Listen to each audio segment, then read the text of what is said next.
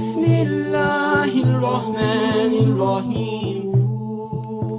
Assalamu alaikum, urmattуу iman jamaаты, urmattуу musulman bir tуугандар, urmattуу достор, урматтуу арабызда карекелер бар, жана башка байкелер, bir туугандар. Bir өлтө үлкөн чоң алым, бирок бул биздин жергебизде эмес, сырткы мамлекеттердин бирөөсүндө ага шагирттеринен бирөөсү суроо бериптир да, 2-3 күн мурда. Кытайда чыккан дүйнөгө дүрбөлөң салган ушул коронавирус жөнүндө алдын алышыбыз керекпи, кандай десе, мындан бир канча убакыт мурда чочко сасык тумоосу деген жайылган болчу. Ошол кезде суроого андан кантип корунабыз, бир шар'ий жолу барбы деп суроо сурашканда мен ага мынтип жооп берген элем деп ушу жообун айтыптыр.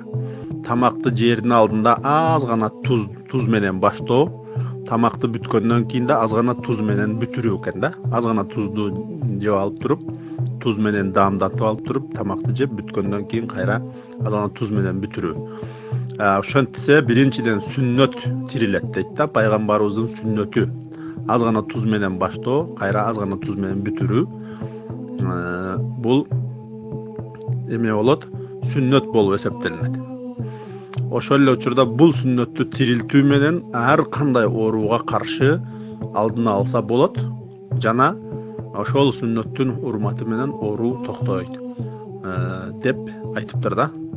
Демек, жамаат, мына биз билген нерсебиз менен бөлүшүү, албетте эртеменки айтканыбызда дагы жеткирүүгө аракет кылдык. Эми бунусу да ошол сүннөткө амал кылсак, Аллахым насип кылса, Куда кааласа, бизде эч кандай вирус болбойт. Ар кандай бир оорулар болбойт иншалла. Аллах ушуга амал кылып насип кылсын. Жыйынтыктап айтчу болсок, тамакты жегендин алдында Бисмиллахиррахманиррахим деп оң колдун баш бармагыны аз гана тил менен аз гана ным кылып, тузга кичине, көп эмес, эми ашыкчасы адамга неме туздан мындай жей албайт. Аз гана бир туз менен баштап, мейли туз суюк болсун, мейли суу түрүндө суюк болсун, мейли кургак болсун, айырмасы жок.